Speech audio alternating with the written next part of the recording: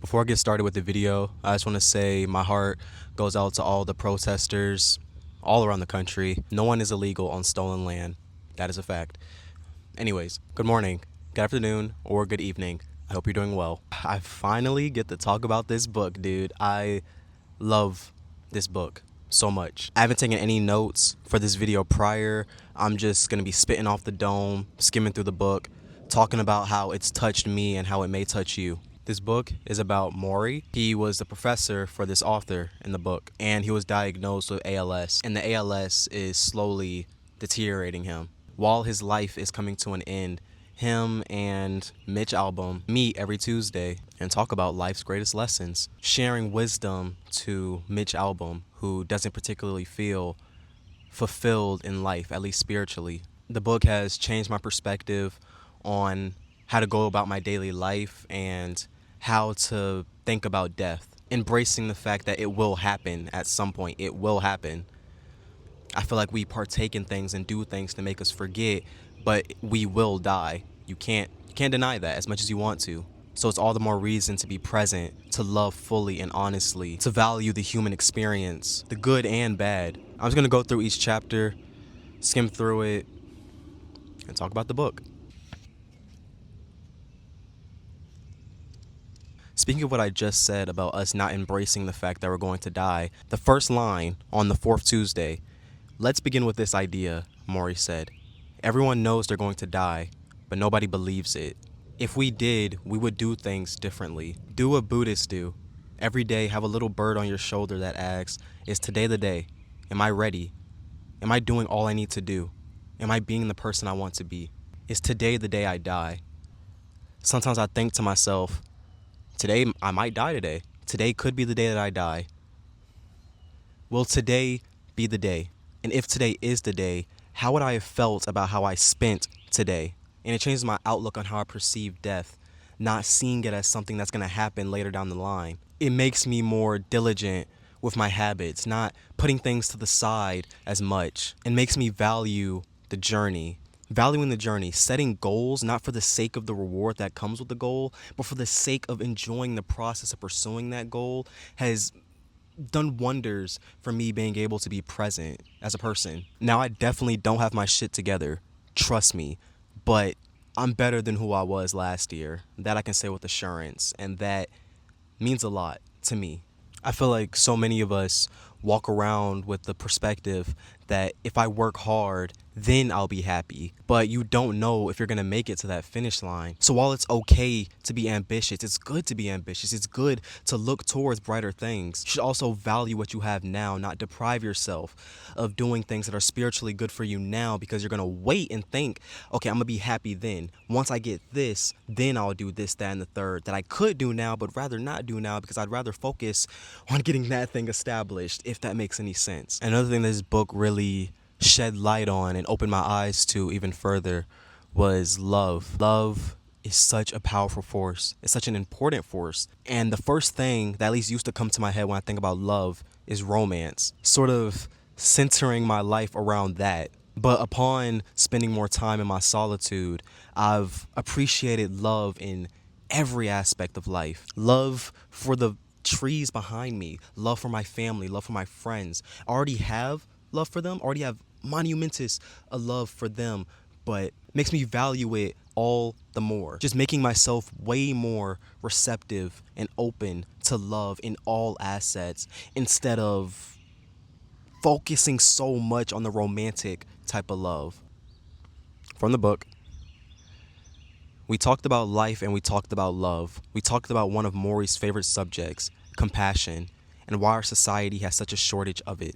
Living in the capitalistic society that we do, it makes it more challenging being able to have compassion when our focus has to be way more directed towards getting by, making ends meet. You could say capitalism has fucked up love. You could say capitalism has fucked up friendships, which it has in a way, in many different cases. But self-awareness of that, self-awareness of being in a society that doesn't profit off of love, can subconsciously open up your heart to more so wanting to be more proactive with love. Be more keen to giving it and receiving it. Because if you let your mind run on autopilot, on survival mode, being led by the wind of society, it can be spiritually draining. And speaking of love, it's also love for yourself.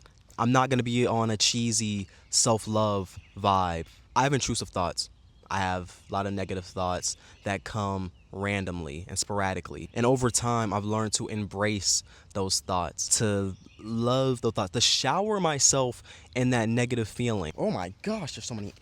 Whoa, there are so many ants on me, bruh. There's so many ants on my feet. Okay. Okay. Okay. I'm gonna sit like this. This is a weird position.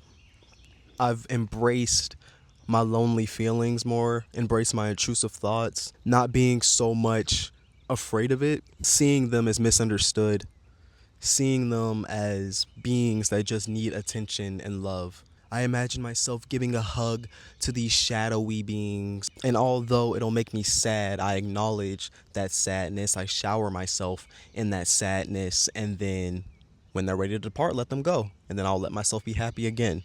And Morrie talked about that in the book. I don't remember exactly which page, but I do remember him talking about showering himself with negative emotions. There's something like that on this page. Sometimes in the morning, he said, that's when I mourn. I feel around my body, I move my fingers and my hands, whatever I can still move, and mourn what I've lost. I mourn the slow, insidious way in which I'm dying, but then I stop mourning. I give myself a good cry when I need it, but then I concentrate on all the good things still in my life, on the people who are coming to see me, on the stories I'm going to hear. Gratitude, it's so goated. Gratitude is so goated, bro. When I focus on my friends and my family and YouTube, the things that I enjoy doing, I don't mourn being alone as much. I don't mourn my intrusive thoughts as much. I don't get as down in the dumps. Now, I still get sad, but I embrace the feeling because it's all a part of the human experience. And as I'm sad, gratitude, appreciating what I have, focusing on the good, focusing on my faith, gets me through it, you know? And I truly admire the way that Morrie is able to say all these things and have these beliefs. I'm sure it's easy to resent the world, to resent fate when giving you an illness that slowly kills you. It'd be completely understandable to be angry and resentful and spiteful, but he doesn't. He stays positive, he stays funny, he keeps a positive outlook. And as someone who has resented the world, we're gonna get a little deep here. When I was 13, my mom passed away. I made a video about it. If you care to go on my channel, you'll find it. You'll find it. But throughout my time of grieving, I had so much hatred in my heart. I hated the world. I hated fate. I just had so much hate in my heart. But redirecting my perspective, still acknowledging how much it hurts while not burdening my soul, putting the weight of hatred on my soul has made such a difference on my spirit. And seeing someone suffer in such a way and still remain positive is just all the more inspirational and motivates me to do the same. It's the only book that has made me close to crying. I'm not much of a crier either, so that's an accomplishment. And I admire how spiritual it is. It's not like the author, the one who's talking to Morrie each Tuesday, is down on his luck. He's a pretty well-off guy. He's quite successful. But Morrie still puts things into so much more perspective for him. It shows that you can have a certain amount of money, can have a certain amount of success, but there's still things spiritually that money just cannot buy, which has made me compare myself to others less. You see people doing different things, and you think, I'm moving too slow. Everybody's journey is different, and everybody's definition of joy is different. It's sort of put into perspective what I want to do and what is best for me. Not being in a rush, being grateful that I'm in a position where I can take my time with my goals, building my own idea of success and spiritual fulfillment. Yeah, honestly, that's all I gotta say right now. There's so much more in this tiny book. Me talking about it probably does not do it enough justice. I'd recommend you read it for yourself if any of what I said is something that you believe could help you. Love it. I love it. I love it. I love it. Thank you for watching. I hope you have a great rest of your day. And yeah. Peace. I was about to drop my book. Peace.